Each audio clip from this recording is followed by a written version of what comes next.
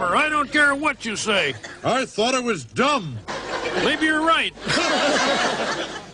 Good evening. It's Bill from the Kawartha Insider. And Doug with the Kawartha Insider. Oh, we've had an unbelievable week last week, eh, Doug? Sure was. We were at council twice on behalf of the taxpayers and some of our own concerns. Very much so. First day was very interesting. That was Tuesday. Yes. And that was a committee of the whole. And there was an awful lot of discussion in around growth, what's proposed and what they think is going to increase the population here. The biggest thing is that they're not being fair and they're not being clear with the public. That the only way we get growth within our municipality is to dump that sewage into our water. A lot of cases it's water, drinking water. It's into our lakes. It's causing additional weed growth. But they're trying to pass that off and say it's the farmers again, right? Yeah. Yeah. Here's a situation right here where a new campaign connects phosphorus and lake water impact. Here's a direct impact on the farmers. Yeah. Okay. The farmers are not the cause of this. No. What it is that Lindsay doesn't have the sewage treatment plants required for the growth. Nope. Okay, they have sewage lagoons which empty into the Scugog River. This water is untreated. Yeah. Okay, it has bacteria. That's why your lakes and your beaches and so on are closed in the early part of the season. Yeah. Aquatic plant growth in sturgeon and in pigeon is record this year. Yeah. Unbelievable. Yeah. And it was because the town had dumped the sewage lagoons Millions and millions of gallons of raw sewage. into the Scugog River to get allotment, sewage Well, allotment. and not only that, to have capacity for all this so-called growth that's going to get hooked up and turned on this year. Yeah. They do have one sewage treatment plant that Yeah. they put in about a year ago, Mm-hmm. and from my understanding, that's for 16,000 units, which Yeah. is the actual population of Lindsay downtown as such. Yeah, Lindsay has about roughly now, I'd say close to 30,000. They used to be around, they're almost double Yeah. when you look at it. But, I mean, the major concern is they even got studies that were presented at council informing them that they've got the cart ahead of the horse. You know, that there's not the infrastructure. You cannot build the kind of build out and the kind of population that they're proposing to move here without the proper infrastructure. Can you define for the public what that one word means of infrastructure? Well, again, can you imagine, and anybody that's drove on Highway 35 on a Friday afternoon, the amount of traffic that's on there? It's roughly 85 cars a minute. Now, they're proposing to double the amount of houses. So that means we've got twice as many cars that's got to get in and out and around the municipality. This highway out here on a Friday night and a Sunday afternoon and all through the week never slows down. There isn't enough infrastructure in way of highways, accesses out of the city, into the city presently. There is not enough infrastructure to handle the additional sewage that is going to be produced from the growth of population moving in. There isn't enough water. This is another major concern. We draw our water out of Scugog, Lake Scugog, in the Scugog River. If we have continued dry years, less snow over the winter, less melt, that's going to raise that, keep that water table up. If we go from 30,000 to 60,000, maybe 70,000 people within the Lindsay corridor, we could not have enough water to meet their just domestic uses. That's household, showering, preparing their food, washing, all that kind of stuff. Yeah, because the Sturgeon River is a low flow river. Very low. So a lot of people don't realize it, but it heads north up into Sturgeon Lake and Yeah. through Pigeon Lake. Yeah. From Lake Scugog down in Port Perry, Which is a man-made lake. which is a spring-fed lake. That's right. Which is sometimes can drop 2 feet Yeah. on a dry summer. So what we're saying is to put the infrastructure, we're talking highways to move the traffic in and out efficiently, to put in the additional sewage treatment facilities, because they need one on the west side to handle all the growth that's occurring between Angeline and Highway 35 that's actively growing right now. And they need the capacity on the east side for all the growth that's happening on the east side proposed. So again, we're looking at likely between $100 and $200 million just to upgrade our water and our sewage capacity and treatment abilities. Now, when you start talking highway, what we're talking about is from Highway 12 to Fowler's Corners is proposed to go 4-lane. They've started the work, they stopped the work through COVID. Now we're turning around, Highway 35 south to 115 has to be put into a 4-lane highway. Highway 35 north to Fenelon Falls and a bit beyond has to go into a 4-lane highway. But it's not that. The issue is the bottlenecks from all these subdivisions that are being built between Angeline and Highway 35 that are going to come out on Colburn Street and going to come out on Thunder Bridge. It's going to be a huge traffic jam. There's no way to get around it. Also, too, with infrastructure, which they never want to talk about, is things such as sufficient grocery stores Yep. when the population doubles and triples, fire, police, Services. all the basic services, ambulance, hospital, Yep. doctors in the area right now with the current population. We don't have enough doctors. Correct. And the other thing that everybody looks at and thinks, hydro. The amount of the demand that's going to be put on hydro to service all this new growth. Do we have the adequate lines, the capacity to hook these properties up and not have brownouts or blackouts once it's done? At this point, no, we don't. We don't. We all know this. And yet the city, the council, and the staff are issuing as much permit building to developers outside the city without doing environmental studies, without doing archaeological studies on these soils. They're allowing them to go in and build roads, pile up topsoil, and they haven't even completed their studies. We found that out from Mr. Flatto's presentation. He tried to get Long Beach approved and was denied at this time. They don't even have any of their studies completed necessary to even begin to move forward. But Mr. Ford said that those studies aren't important Yeah. as long as we can develop and build more homes faster. And the other issue is, it's not build homes faster, it's put more money in Ford's pocket Well, that's what and it's the all developer's about. pocket. Yeah.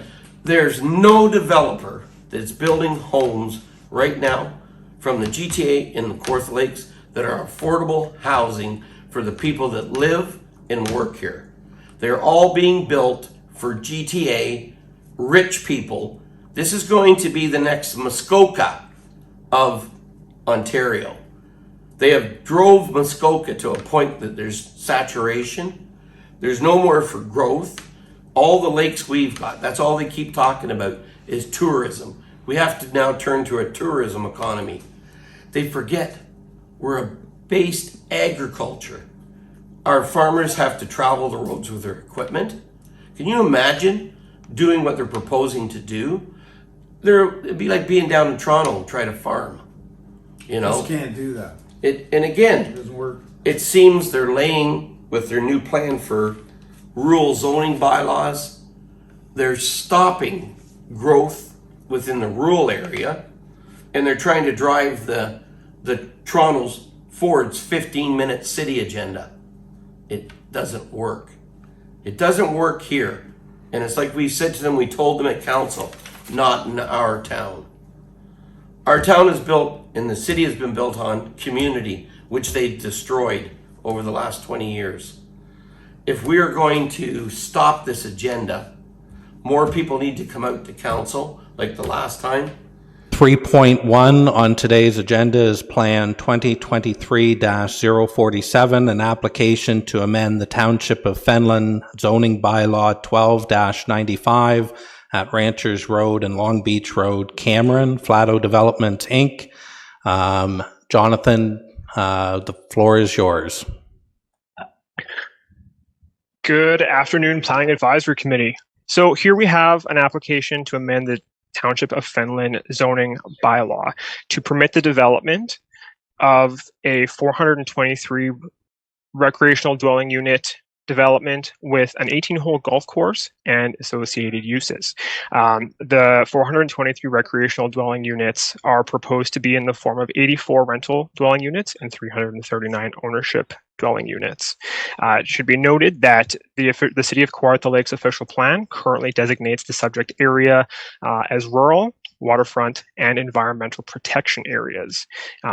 So, Mr. Chair, thank you for having us, and we do appreciate being here and being able to continue a conversation with the community on this. I know members of council and committee will be aware of this, but some of the members of the public may not be aware that in August of 2021, we did have a public information session and a session with the community when we were first conceptualizing what could be done on these lands that are owned by Flatto, and first presented at that time the notion of a golf course with a related resort slash other housing that could be provided on these lands.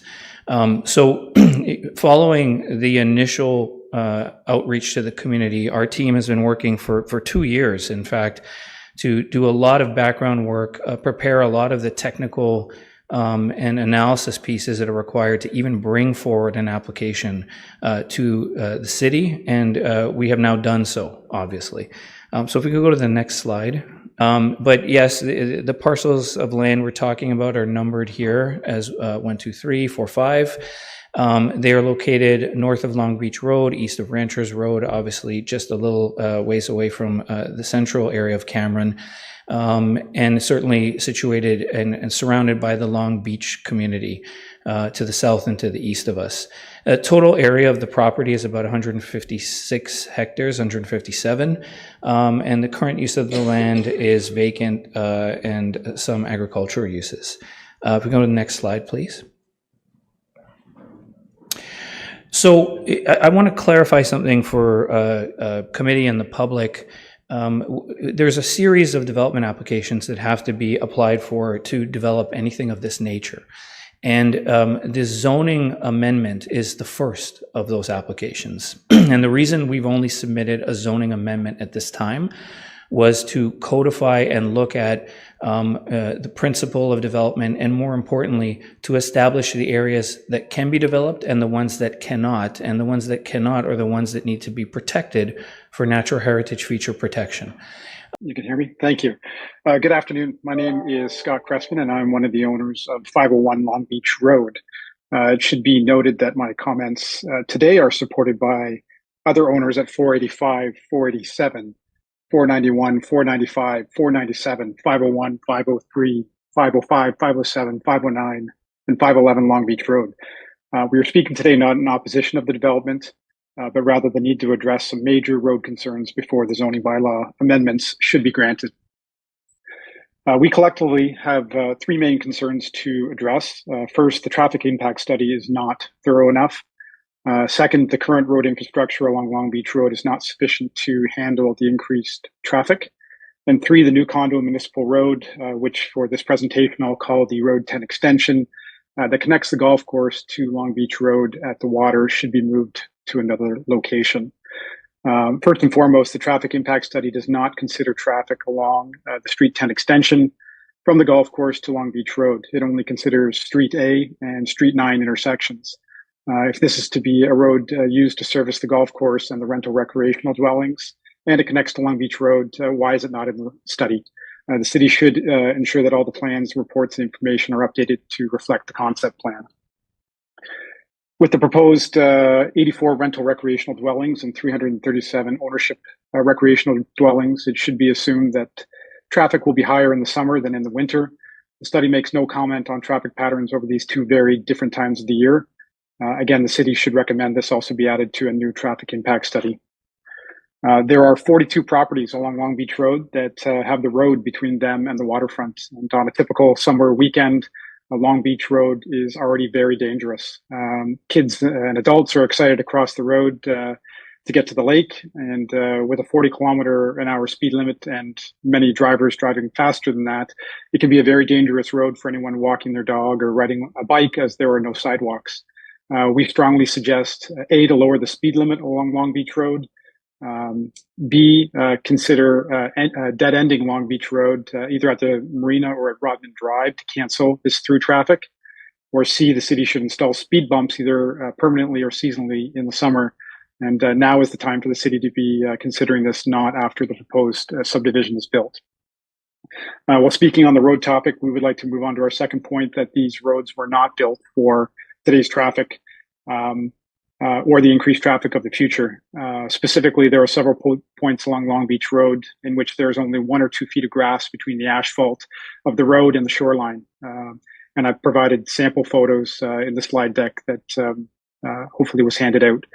The shoreline has been eroding for decades, and the electrical poles are also extremely close to the road.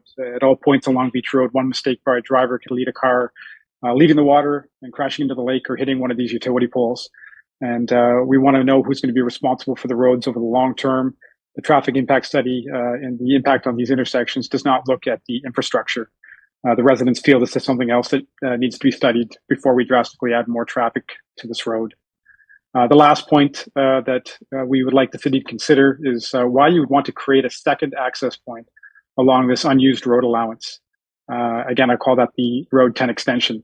This road will cut between 2 cottages, 503 and 505 Long Beach Road, and then would add another intersection along this already busy road.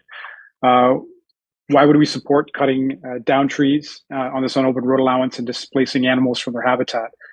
Also, the traffic impact study does not provide justification for multiple entrances to the golf course.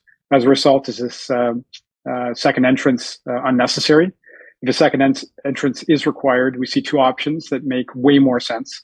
And again, I've provided a general outline on some slides that I presented.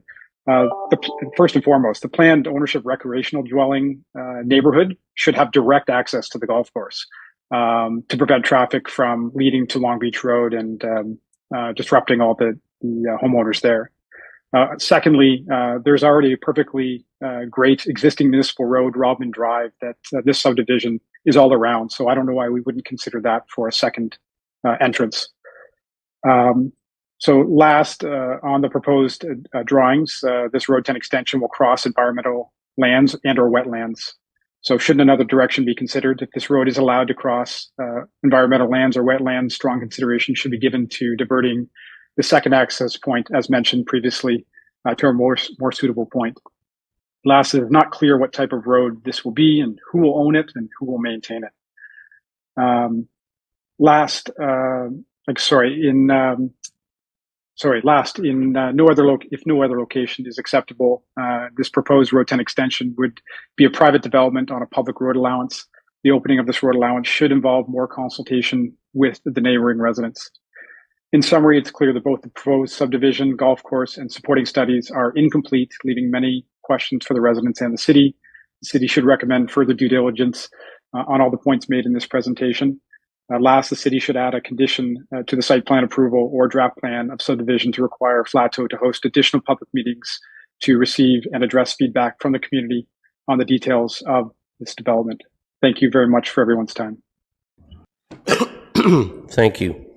I'm going to introduce myself as who I really am. I am chief of the Kawartha First Nations.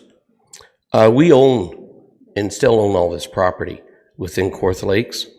It was never surrendered by my great-great-great-grandfather to the Crown in 1781. If most of you know, we built a teepee in the spring to notify the public of who we really are. We have land claims that are in the courts right now We have land patents on the property I reside on. We have history that is going to be presented in court that this Kawartha Lakes, the 3,000 square kilometers, is sovereign land of Kawartha First Nations people.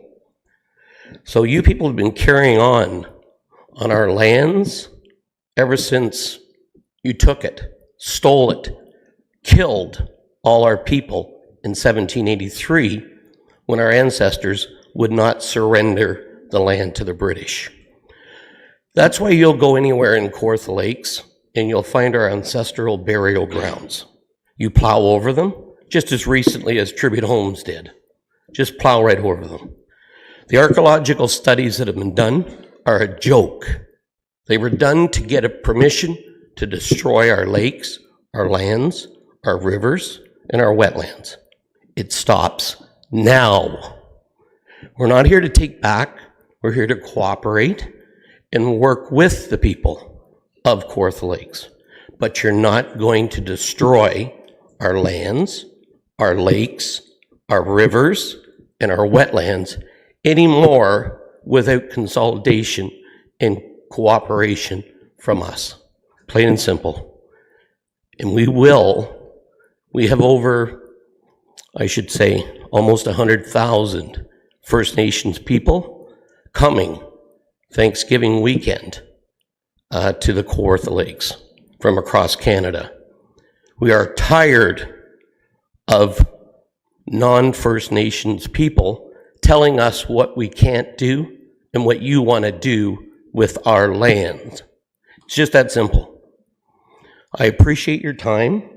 I'm more than willing to sit and talk to your owner, but it'll be in our teepee, and you're welcome to bring whoever you want. We've invited the council, I don't know how many times, to come meet and talk with us, and they think we're a joke. The joke is on you people. Thank you. Thank you for your comments, Mr. Denby. Thank you for the opportunity to speak today, people, the public, and the staff and planners for the City of Kawartha Lakes.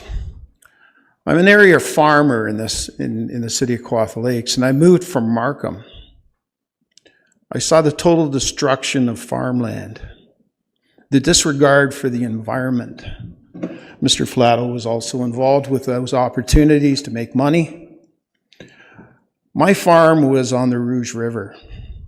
At the time of the Rouge River, and when I was a kid, and I'm not that old, I was able to fish in the Rouge River.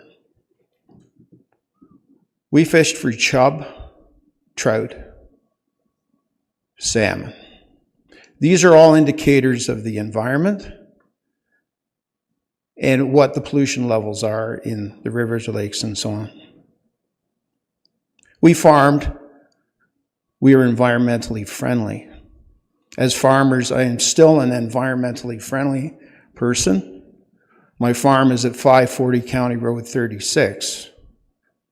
And I've had the Conservation Authority to do environmental studies on my drain lines, going across to the jail, and finally into the river.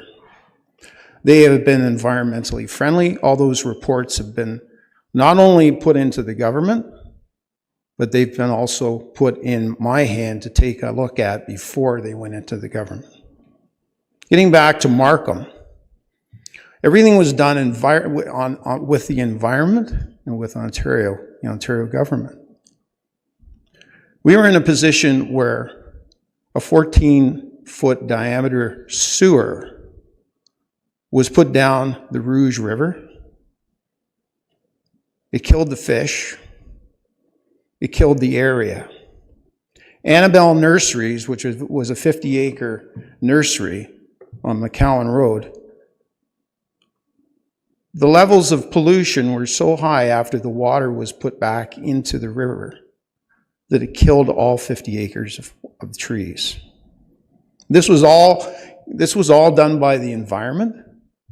This was all done by the Ontario government. The wells were polluted in the area. The government came in and said, well, we'll go and drill more wells.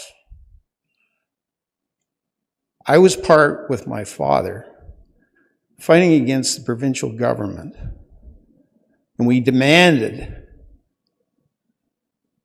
that this area be put back into a proper state where our wells were not causing cancer when we took showers. Okay? We were in a situation where the water was polluted that badly.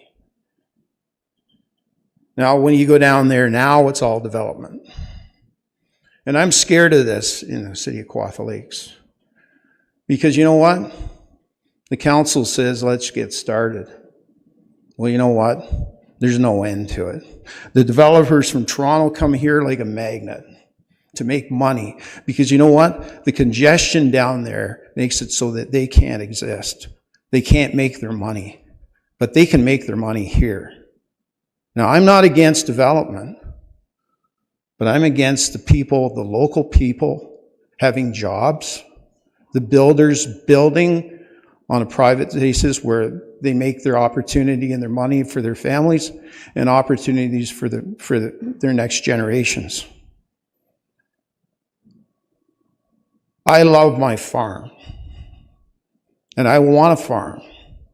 Mr. Flatto came to me and said, and most developers have come into my property and wanted me to sell. I'm one farmer that said no. I don't care how much money you give me. My farm is not for sale. I look at the 319 acres of land that is it's total disregard for the future and our future offspring. 319 acres per day disappear to development in Ontario. And this has got to stop, because you know what? It kills us. In the long term, it kills us. We have no future with no farms, no food, no future. I don't care what kind of environmental assessments are done, what kind of studies are done. I went through school as an engineer and took civil engineering.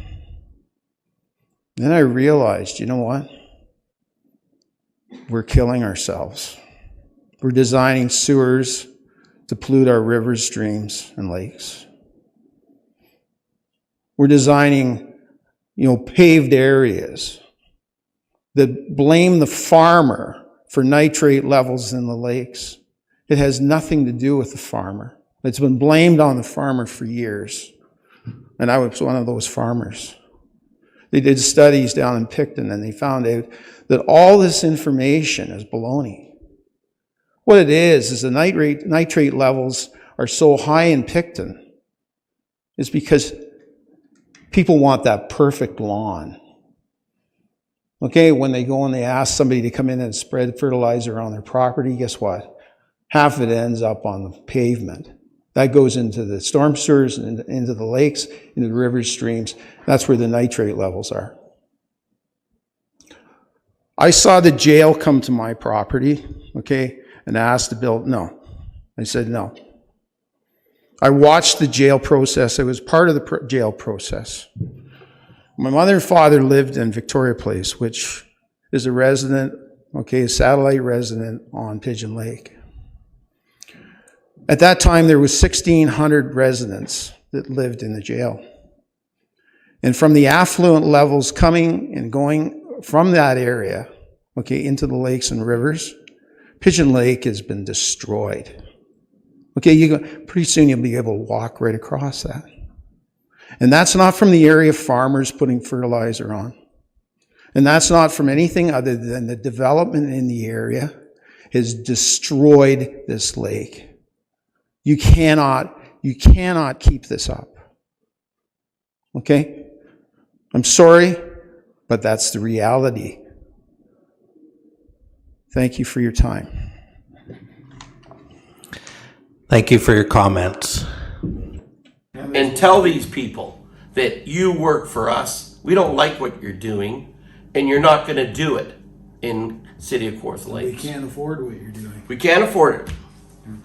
Look at here, Council Ford's road work projects to 2024 capital budget list. Yep. This was the most important thing during the election. Yep. Remember that, Bill? Oh yeah, that's all they talk. Everything was infrastructure and Yep. roads. Yeah. And basically what they've done is absolutely nothing. Nothing. In 2023, they've done a bunch of pothole patch and a little bit of slurry work on some of the roads to try and make them look good. These roads won't last.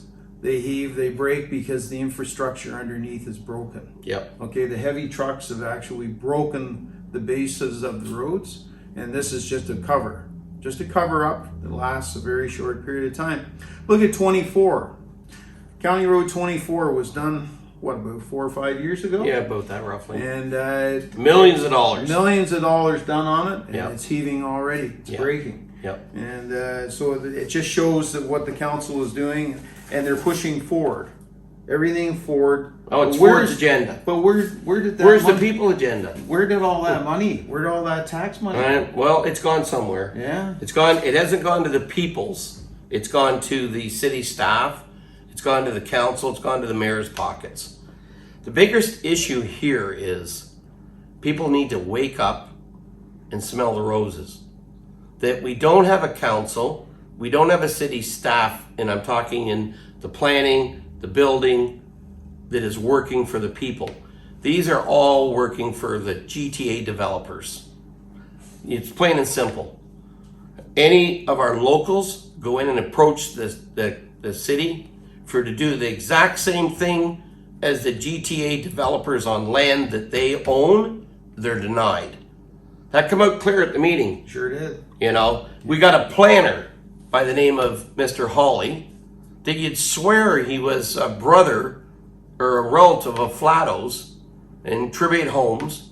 Whatever they want, they pass it. Nothing asked, just pass it. Because they look at the revenue that they think they're going to pull out of all those houses. And they don't realize that who's going to pay for all this infrastructure? Because it sure isn't these guys. We already have a situation North Jennings Creek there Yeah. where there's bulletins stating that there's problems with schooling. Yep. And where are these children going to be schooled? Where are they going to be educated? And that's the future as well. These are part of the infrastructure. Earlier in days have gone by, the developer had to pay impact fees. These impact fees were for schools, Yep. for fire, for hospitals, for police, for infrastructure. And now what's happening with our plan is that this is all put onto the taxpayer. Well- and this is not right. They're not even, I don't even think they even realize. They don't care about that. Hundreds of millions of dollars Yep. in infrastructure will be coming out of the taxpayers' pocket to pay And, for well, these developers. The part that we're not factoring in is that, and all the future gigantic tax increases Taxes. for all taxpayers. That's right. For the ratepayers across the city. Just to have that growth that they want and anticipate. The other issue that's really concerning, okay, is that City Hall, the mayor, the deputy mayor, the council, the CAO, they all think that the people don't matter. That we're only here to pay their taxes, to give them the money to spend, to waste. You can go there, and if it's one of the GTA developers that gets up and does a talk to this, they're very welcome to come. But when the people all came to voice their opposition to the Flatto development at Long Beach, they didn't like it. No. Different attitude, different tone. And they didn't like it also with the situation of the ops area. Oh yeah. Yeah, they basically shut the microphone off on me Yeah. when I was doing my deputation. So what you are describing to us is basically a belief by local politicians that they are going to enforce financial slavery onto the ratepayers. 100%. And most of them look at it, they won't be there anyways. They'll be gone, and it'll be somebody else's problem. The biggest thing is what we've seen is that former councillors that said they wanted to get away from council business and whatnot, they're on the planning committee. Yeah. They're the ones that are advising the council to pass Flatto's plan, to pass the GTA developers' plans. No questions asked. Isn't that a bit of a conflict? I would say, and what came out, which was more alarming, that Mr. Letham works for Flatto. Hi, my name's Joanne Jones, and I live at 246 Ranchers Road. I live on the last farm on the east side of Ranchers Road, and the developer owns the neighboring farms and vacant land on my road on the north and southeast side. I did have former Mayor Andy Letham, now a consultant for the developer and a real estate agent, visit me one afternoon, but I am not interested in selling. I like my farm, and I'm 10 minutes from work. He's been out lobbying, finding Mr. Flatto land that he can buy up.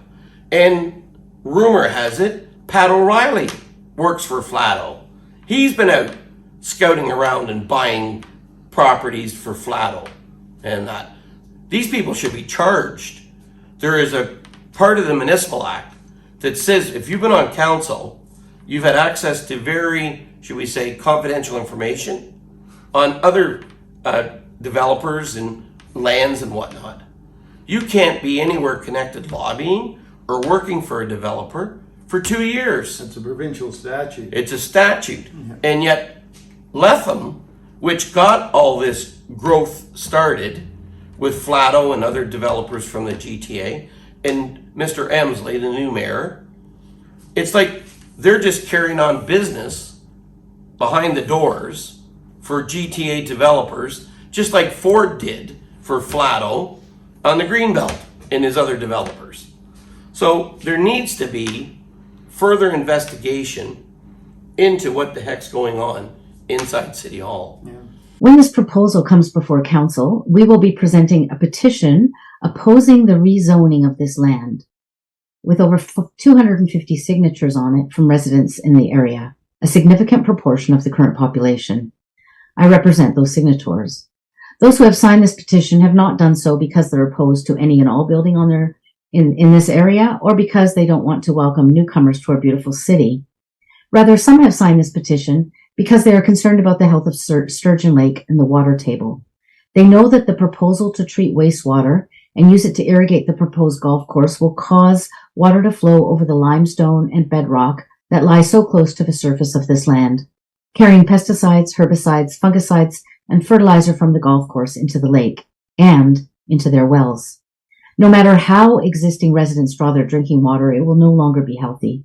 They have read the reports that show that golf courses in Ontario have not, in fact, reduced pesticide, herbicide, and fungicide use in spite of what the industry says. And they are aware of the increased cancer levels of those who live near to golf courses. Some have signed this petition because they're familiar with the at-risk species that are scattered over the area of the proposed development. They know that more than 12 birds from the Species at Risk Act can be found on this property. They include endangered birds, threatened birds, and some species of concern. The portions of protected land throughout the property will be too close to dwellings and roads to be able to support these endangered and threatened species which currently inhabit the entire uninterrupted site. Some have signed this petition because they have infrastructure concerns related to traffic in the area or the impact of this development on our hospital emergency room and other stretch city services. Some have signed this petition because of their concerns regarding the increased amount of both boat traffic and the environmental pollution that such traffic will inflict on the lake. This is Bill for the Kawartha Insider. And Doug with the Kawartha Insider. Thank you. Thank you. I hope you take the time to view our YouTube videos. They're very informative and they're very accurate as to the facts and what the city is doing to the taxpayers. Thank you. Good night. I think honesty's always the best policy. You believe that? No, I was lying.